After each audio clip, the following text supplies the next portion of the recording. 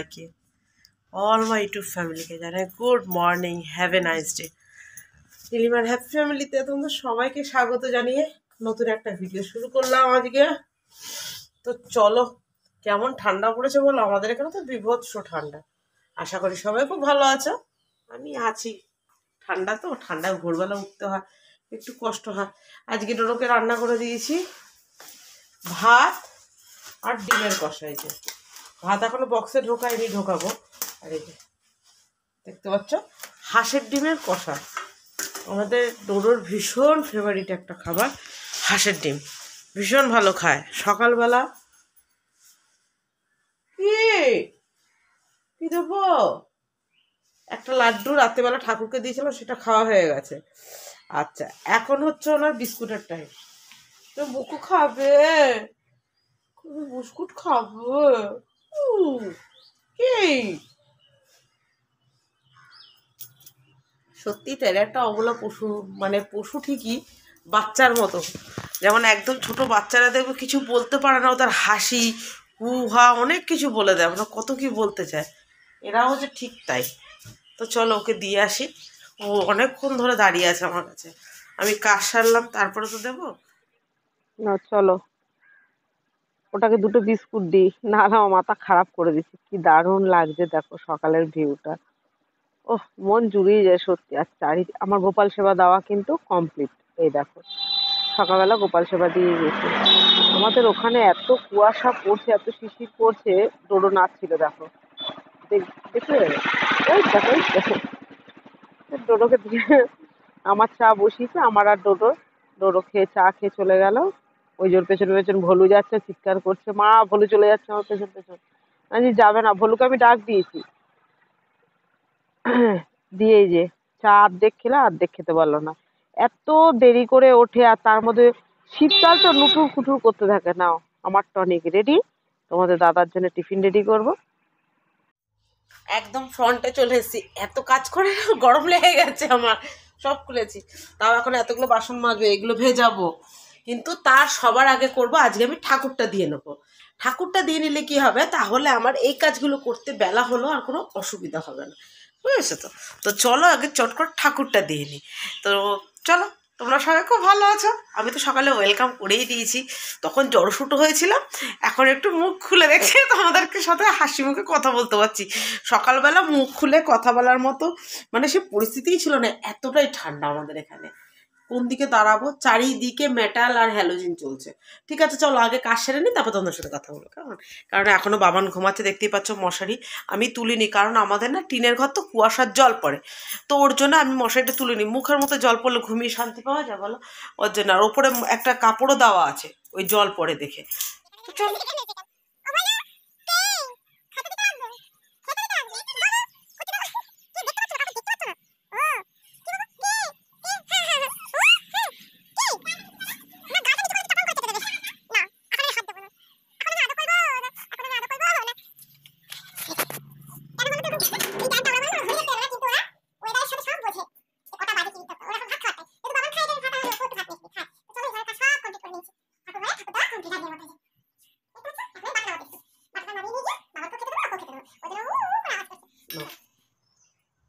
দেখিয়ে দিলাম আরো একবার। তো চলো এবার খেতে দেবো সবাইকে, চলো। এখনো দাঁড়িয়ে আছে না, বাবানকে দিয়ে দিলাম গোবিন্দভোগ চালের সেদ্ধ ভাত, আর এই যে ভলুকে নিয়ে। ঠিক আছে চলো ভলুকে মেখে দিয়ে আসি, চলো। দেখবে দাঁড়িয়ে আছে কোথাও, এই দেখো। খেতে দেবো, দেবো নাকি খেতে? কে খাবে তা, কে খাবে? ভলু খাবে, ভলু। চলো চলো ভলু, চল চলো। ওইটা ওইটা ওইটা ওইটা করে না, সবাইকে দিয়ে দিয়েছি। এবার বসাবো ভাত। ঠিক আছে, এই যে চালটা রেখে দিয়েছি, চলো ভাতটা বসিয়ে দিয়ে রান্না বসাই। পরে আবার আসলাম, কেছে নাইটিটা আমি ছেড়ে ফেললাম, জানো তো পুরো ভিজে গেছে। আর এখন এই ভেজা নাইটিটা পরে কাজ করলে না ঠান্ডা অবধারিত লাগবে, যেহেতু অত সকালে উঠি জল ঘাটি, তো কোনো ভুল নেই। এই যে জল ঝরতে দিয়ে গেলাম, এই যে এবার জল ঝরুক, আমি একটু 5 মিনিট বসে একটু জল খাই, দিয়ে আবার রান্না বসাবো। রান্না বসাই দিয়েছি তা না, ভাত বসিয়ে দিয়েছি। এই যে ভাত দাদাকে বসিয়ে দিয়ে গেছি, এবার রান্না কী হবে এখনো জানি না। এখানে মাছ আছে, ঠিক আছে, দাঁড়া খুলে, এখানে মাছ আছে, এখানে চিকেন আছে। তো চিকেন তো অতটা রান্না করবো না, চিকেন অল্প করে করবো। চিকেন এনে রাখা হয় বলি না বাবানের জন্য, যেহেতু কি অনেক সময় হয় আমরা সোয়াবিন খেয়ে নিই, ডিম খেয়ে নিই, বাবান তো এসব খেতে পারে না, ডিমটা বিশেষ করে অ্যালার্জির জন্য। সোয়াবিন খায় কিন্তু সোয়াবিন খুব একটা ভালো খায় না বাবান, তো এরকমই। তো চলো কতটা কি করব জানি না, সকাল মানে কিছু তো নেই, তো দেখতেই পাচ্ছ। তো ভাত বসিয়েছি, দেখা যাক, ততক্ষণ আমি একটু জল খেয়ে নিই, তারপর তোমাদের সামনে আসবো। কোন দিকে দাঁড়াবো আমি বুঝেই পাচ্ছি না, যেদিকে গিয়ে দাঁড়াচ্ছি সেদিকেই দেখি বাইরের আলো মুখের মধ্যে পড়ছে। তো চলো ততক্ষণ আমি এগাই, তোমরা আমার সাথে অল মাই টু ফ্যামিলি সবাইকে।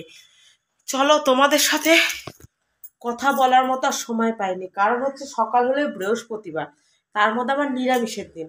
আমি যদি আজকে গুছিয়ে না রাখি তাহলে সকালে উঠে যে আমি কফি খাই বা চা খাই সেটা আমি খেতে পারবো না। ওই জন্য আমি আগের দিনকেই সমস্ত কিছু ক্লিন করে রাখি। আর জানলাটা দেখছো বন্ধ করেছি, এত হাওয়া দিচ্ছিল ও বোধহয় আমাকে উড়িয়ে নিয়ে চলে যাবে।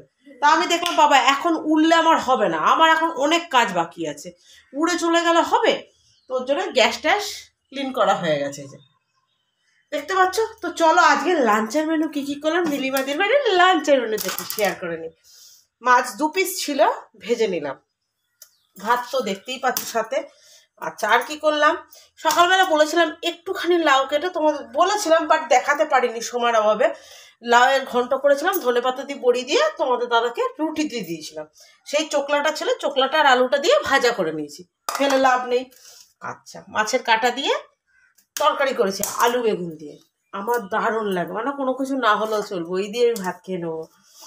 আচ্ছা আর কি হয়েছে, চিকেন বলেছিলাম চিকেন করবো, এই যে চিকেন, আর হচ্ছে এই যে ধনেপাতা বাটা। এইবার শীতে এখনো পর্যন্ত তোমাদের দাদাকে ধনেপাতার বাটা করে দিইনি, তাই আজকে করে দিলাম। একটু কড়াইতে ঢেলে দিয়েছি, মানে কাঁচা দিইনি, কাঁচাটা খেলে প্রচণ্ড গ্যাস হয়। আমি একটুখানি কী করেছি কড়াইতে একটু তেল দিই, নেড়ে চেড়ে তারপরে নামিয়েছি। আর এক বোন আমার মানে রান্না দেখে আমাকে কমেন্ট করেছে আগে ভিডিওতে, যে দিদি তোমার রান্নার মেনু তো আমার ভীষণই ভালো লাগে, ওটা নিয়ে কোনো কথা হবে না, বাট তোমার রান্নার মেনু দেখে আমি রান্না করার মানে মাথায় চলে আসে যে দিদি এটা করেছিল, তাহলে পরের দিনকে আমি এটা করব। Thank you so much. আমি তোমাদের থেকে এইগুলোই পেতে চাই। আমার থেকে যদি তোমরা কিছু শেখো, কিছু যদি পাও, এটাই হচ্ছে আমার ভিডিওর ক্রেডিট বলো বা ভিডিওর এন্টারটেনমেন্ট বলো, আমার মনে হয় আমি দিতে পেরেছি। তো চলো আমি এইভাবেই রান্না করি, মিলিয়ে ঝুলিয়ে যা থাকে যখন যেরকম, আর আমি সেরকমভাবে শেয়ার করি, কোনো এক্সট্রা বকার সময়ও নেই আর মাথাতেও আসে না। তো চলো তোমার কথা আমার খুব ভালো লেগেছে, দেখো ভালো লাগবে আশা করি, কেমন।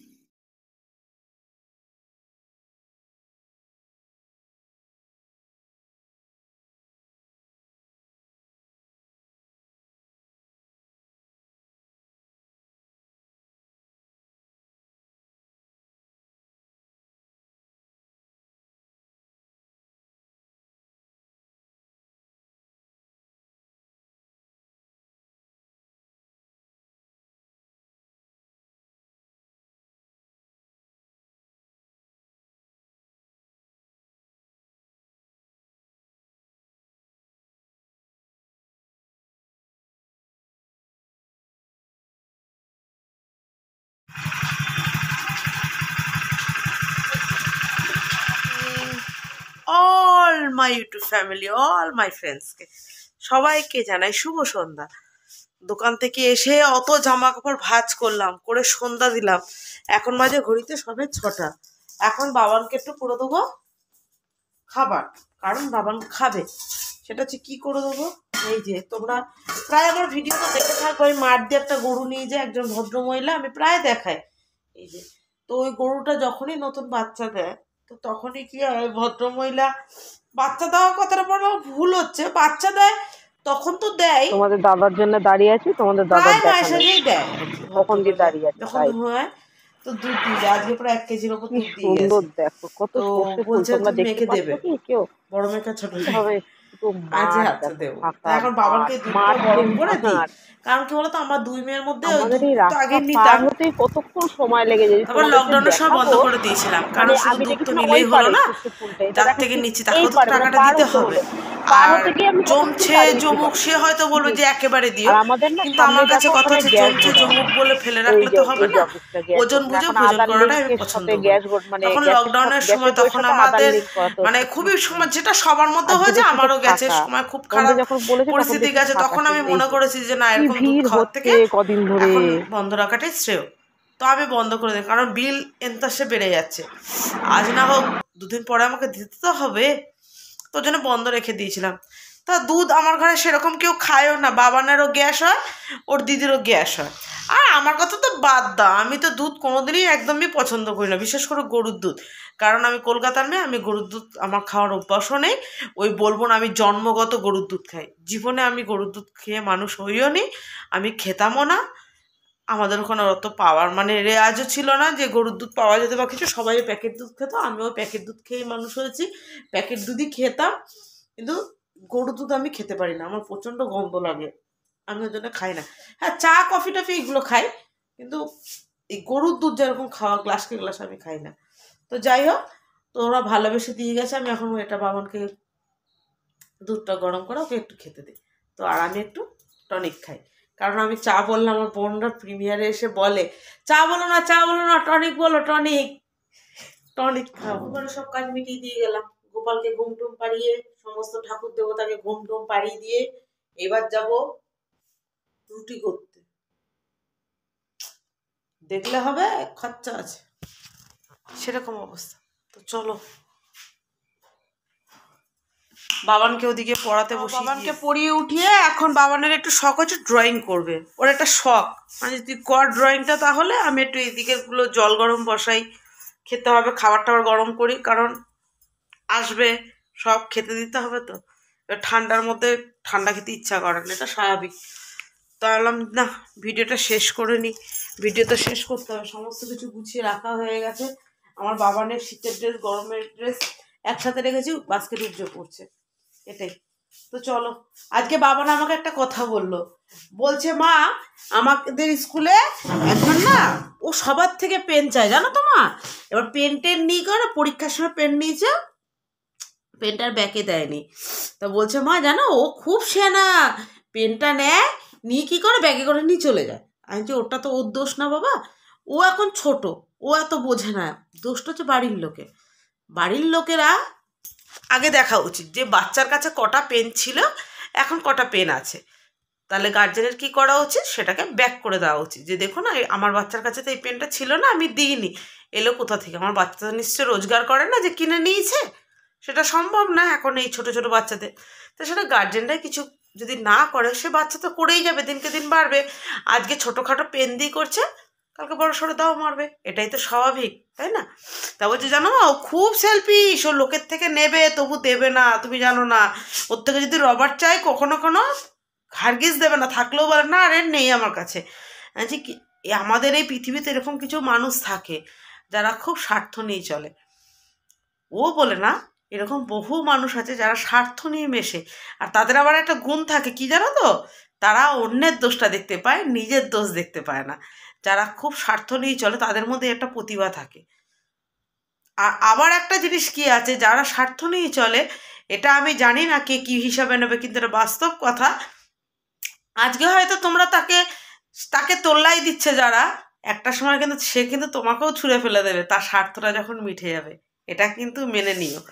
কারণ আজকে যখন সে স্বার্থ ফুরিয়ে গেছে, যখন সে আমাকে ছুঁড়ে ফেলে দিয়েছে, তার যখন স্বার্থ ফুরবে তোমাকেও ছুঁড়ে ফেলে দেবে, কারণ তার ক্যারেক্টারটাই হচ্ছে তাই, সে শুধু তার স্বার্থের সময় তোমাকে ইউজ করবে, স্বার্থ ফুরিয়ে গেলেই তোমাকে ছুঁড়ে ফেলে দেবে। যারা স্বার্থপর হয় তাদের এই গুণটা খুব ভালো থাকে, তারা নিজের দোষটা চোখে দেখতে পায় না, অন্যের দোষটা দেখতে পায়। তাদের যখন দরকার হয় তখন তোমাকে তারা মা বলে ডাকবে, দিদি বলে ডাকবে, বোন বলে ডাকবে, তোমাকে মায়ের চোখে দেখবে, বিশাল ব্যাপার তখন, যে কাজটা মিটে যাবে। তোমার মতো বাজে মানুষ পৃথিবীতে দুটো হয় না, যারা স্বার্থ নিমেষে তাদের থেকে আমার মনে হয় সম্পর্ক থাকার থেকে না থাকা ভালো, কারণ এইসব মানুষগুলো কি হয় স্লো পয়জনের থেকেও ডেঞ্জারাস হয়। তো চলো আজকের মতো আসি, কেমন? ইউটিউব করলে হবে, সংসার যাত্রায় যেতে হবে, আবার সব গরম করি, সবাই আসবে, তাই না? চলো আজকের মতো tata, bye bye, good night, sweet dreams, love you all. সবাই ভালো থেকো, সুস্থ থেকো, আর স্বার্থপর মানুষদের থেকে 10 হাত দূরে থাকবে, সে যতই আপন লোক হোক আর পর লোক হোক, কারণ স্লো পয়জন জিনিসটা কিন্তু মারাত্মক খারাপ। দুষ্টু গরুর থেকে সৈন্য গোয়াল ভালো, জানো তো?